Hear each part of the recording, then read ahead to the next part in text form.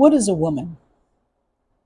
Back in the day, every gay magazine had a classified listing for cruising areas or hookup spots in every major city across the country.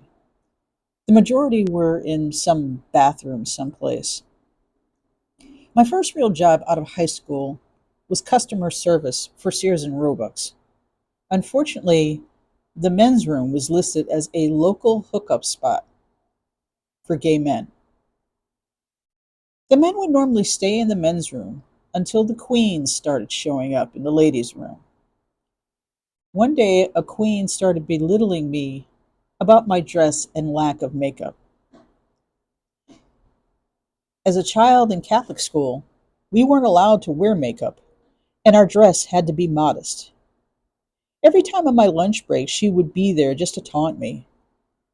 I finally started calling security just to check the bathroom so I could use it. It was just totally bizarre. A few years later, I came out and started going to this bar that was owned by two lesbians. The atmosphere was laid back and I started making friends. Then the queens started coming in. They started talking down to the lesbians and picking fights, especially on ladies' pool night. They started coming in packs just to vilify us. The bar was eventually kicked out of the league because the women complained about how unsafe it was. One woman named Stephanie started having parties once a month in her own home, just so we would have a place to hang out. It became so popular that she moved it to a conference room at a hotel. Everything was going great until once again the queen started showing up and causing problems. She started making it by invitation only and hired security. It got so bad that she started switching hotels every other month just to keep the location a secret. Eventually, the lesbian bars started closing up in the local area.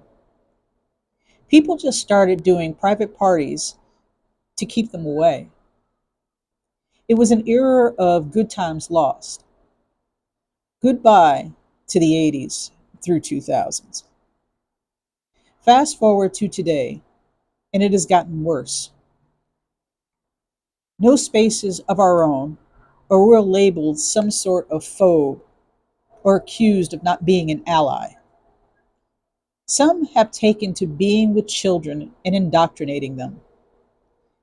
The LGBT community wasn't about children but adults. LGBT acceptance has been pushed back 30 years because of the deranged trans activism that has taken over the movement. Even corporations are ditching support for pride. It's only going to get worse. The gains and progress we've struggled for are being lost.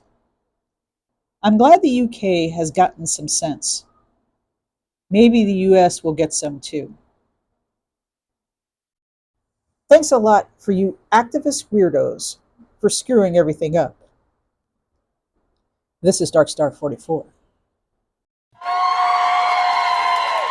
Celebrations outside Britain's highest court after a controversial ruling is handed down.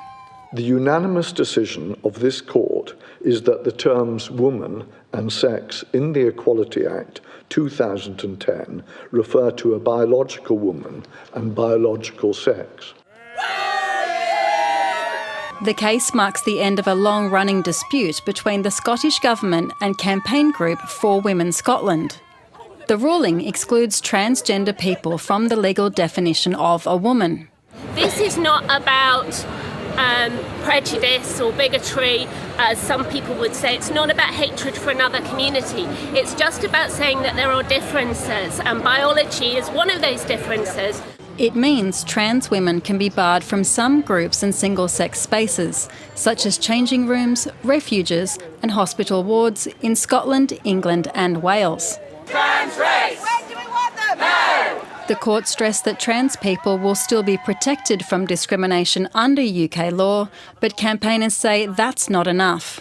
Most trans people are in a state of shock and despair, and it's getting harder and harder and harder to exist as an openly trans person in this country. We're following in the footsteps of Trump's America. The decision has been welcomed by gender critic J.K. Rowling, who reportedly donated tens of thousands of pounds to the campaigners who took on the case.